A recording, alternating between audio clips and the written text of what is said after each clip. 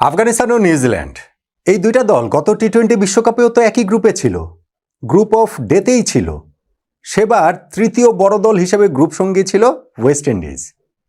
এইবারও আফগানিস্তান নিউজিল্যান্ড একই গ্রুপে, গ্রুপ অফ ডেতে গ্রুপ সঙ্গী তৃতীয় বড় দল সাউথ আফ্রিকা। গত বিশ্বকাপে নিজেদের মুখোমুখি লড়াইটাতে আফগানিস্তান নিউজিল্যান্ডকে হারিয়ে দিয়েছিল 84 রানে, মাত্র 75 রানে কিউইদের অল আউট করে দিয়ে 84 রানে যে বিশাল জয় তারা পেয়েছিল। শেষ পর্যন্ত গিয়ে তো আফগানিস্তান ওই টুর্নামেন্টের সেমিফাইনাল পর্যন্ত ওঠে এবং নিউজিল্যান্ডের ওই পরাজয়ের ধাক্কা আর সামলাতে পারেনি, তারা সুপার 8 পর্যন্ত উঠতে পারেনি। এইবার এই দুই দলের মুখোমুখি লড়াইটাতে নিউজিল্যান্ড একটা প্রতিশোধ নিল, বলতে পারেন কাইন্ড অফ প্রতিশোধ। কেননা এইবারের লড়াইটাতে নিউজিল্যান্ড জিতে গিয়েছে 5 উইকেটে 13 বল হাতে রেখে। জিতেছে সেটা ঠিক আছে, জয়ের পরে 2টা পয়েন্ট তো খুবই গুরুত্বপূর্ণ। নেট রান রেটটা যে অনেকখানি তারা বাড়িয়ে নিয়েছে +1.162, সেইটাও ভীষণ গুরুত্বপূর্ণ হয়ে উঠতে পারে সুপার 8 ওঠার ক্ষেত্রে।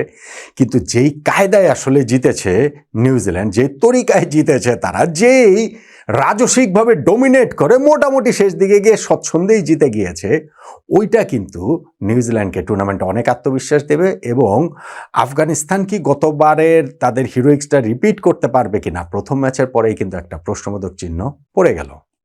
এই যে ম্যাচটা যেখানে নিউজিল্যান্ড 5 উইকেটে জিতলো, সেইখানে টার্নিং পয়েন্ট নিয়েই তো আলোচনাটা করছে। দেখুন, প্রথম ইনিংস শেষে আমি ভেবেছিলাম এই ম্যাচটা আফগানিস্তান জিতবে। ভাববো না কেন, আমাকে বলেন।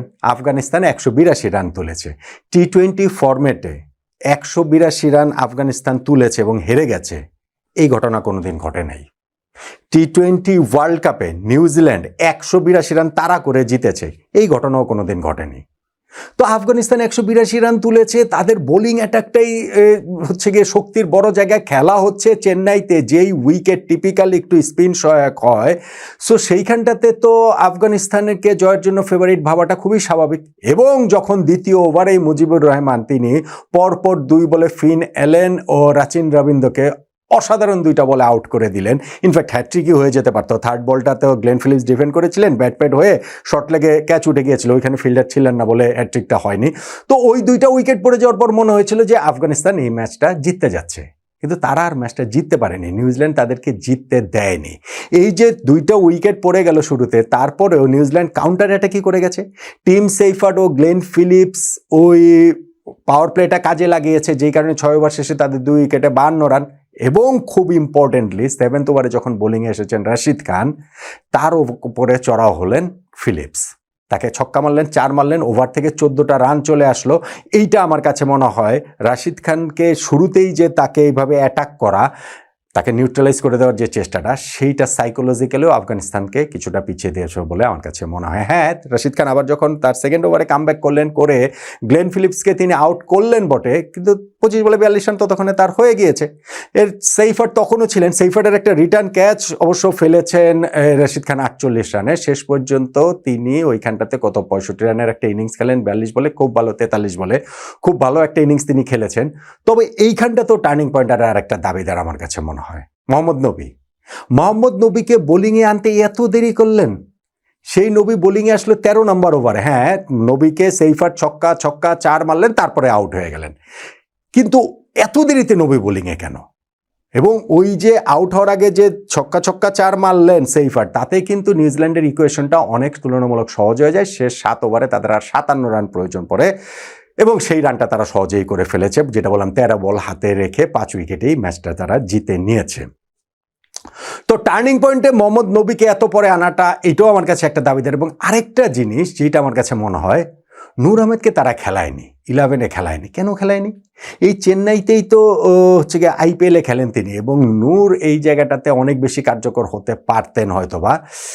এখন হেরে গেলে তো এরকম অনেক কিছুই মনে হয়। তো ওইটাও আমার কাছে মনে হয় খুব সিগনিফিকেন্ট একটা ব্যাপার আফগানিস্তানের এই 182 রান ডিফেন্ড না করতে পারার পেছনে। আর তারা যে 182 রান তুলে ফেললো, সেই জায়গাটাতে গুলবাদিন নাইবের ইনিংসটা নিঃসন্দেহে দুর্দান্ত, অসাধারণ একটা ইনিংস তিনি খেলেছেন। তাদের 2 ওপেনার ইব্রাহিম জাদরান, রহমানুল্লাহ গুরবাজ ধীরে সুস্থে শুরু করেছিলেন। প্রথম 5 ওভারে উইকেট দেননি, 6th ওভারে গিয়ে এই 2জনকেই লকি ফার্গুসন আউট করে দিলেন। কিন্তু তারপরে আবার সিদ্দিকুল্লাহ আটালের সঙ্গে গুলবাদিন নাইবের একটা বড় পার্টনারশিপ হলো, সেই পার্টনারশিপটাতেই মূলত স্কোরটা তারা একটা বড় স্কোরের পথে এগিয়ে গেছে। গুলবাদিন নাইব তিনি খুব ভালো ব্যাটিং করেছেন, কত 35-36 বলে 60 অড রান তিনি করেছেন। সেদিকুল্লাহ আটালও তাকে আসলে প্রপার সহায়তা দিয়েছেন, শেষ দিকে গিয়েও তাদের দ্রুত রান উঠেছে, ফলে স্কোরটা তারা 182 রান পর্যন্ত নিয়ে যেতে পারে এবং তারা তখন নিশ্চিতভাবে ভেবেছিল হয়তো বা ওই কনফিডেন্সের জায়গাটা ছিল নিউজিল্যান্ডকে তারা হারাতে পারবে।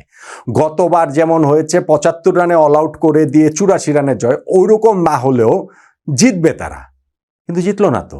আফগানিস্তান ম্যাচটা হেরে গেল, ফলে তাদের কিন্তু এখন সুপার 8-এ কোয়ালিফাই করাটা খুব কঠিন। সাউথ আফ্রিকার বিপক্ষে ম্যাচের রেজাল্টটাও গুরুত্বপূর্ণ, একই সঙ্গে অন্য দুইটা ম্যাচে আফগানিস্তান কি করে, অন্যান্য খেলাগুলোর রেজাল্ট সবকিছু মিলে এই group of death proper group of ডেথের মতোই আসলে জমে ওঠার প্রতিশ্রুতিটা দিচ্ছে। অবশ্য আজকে যদি সেই নিউজিল্যান্ড হেরে যেত, আফগানিস্তান জিততো, তাহলেও সেই প্রতিশ্রুতির জায়গাটা থাকতো। তাহলে এই যে ম্যাচটা, সেখানটাতে আপনি টার্নিং পয়েন্ট কোনটাকে বলবেন নিউজিল্যান্ডের এই জয়টাতে? আমার কাছে রশিদ খানকে যে চড়াও হলেন তার প্রথম ওভারটাতে গ্লেন ফিলিপস, সেইটাকেই আমার কাছে টার্নিং পয়েন্ট মনে হয় সিরিয়াসলি। এবং ওইখানটাতে আপনি বলেন নবীকে এত পরে বোলিংয়ে নিয়ে আসলো, কিংবা ধরেন সেইফারের ক্যাচটা যে রশিদ রিটার্ন ক্যাচটা ফেললেন, কিংবা নূর আহমেদকে একাদশে রাখলেন না, এই সব কিছু ছাপিয়ে আমার কাছে মনে হয় যে রশিদ খানকে যে তারা শুরুতেই অ্যাটাকে গেল নিউজিল্যান্ড, এবং তাকেও যে সাইকোলজিক্যালি হচ্ছে কি পুরো আফগান টিমকেই একটুখানি সেটা ডিমোরালাইজ করে দেওয়ার জন্য যথেষ্ট, এবং সেইটাই নিউজিল্যান্ডকে হেল্প করছে বলে আমার কাছে মনে হয়। পাওয়ার প্লের শেষে রশিদ খান বোলিংয়ে আসলেই যে তাকে ওই ওভার থেকে 14 রানটা যে তুলে নিয়েছে নিউজিল্যান্ড, গ্লেন ফিলিপসের সেই ব্যাটিং, ওইটাইতে আমার কাছে নিউজিল্যান্ডের এই জয়ের টার্নিং পয়েন্ট। আপনার মতামতটা ভিন্ন হতেই পারে।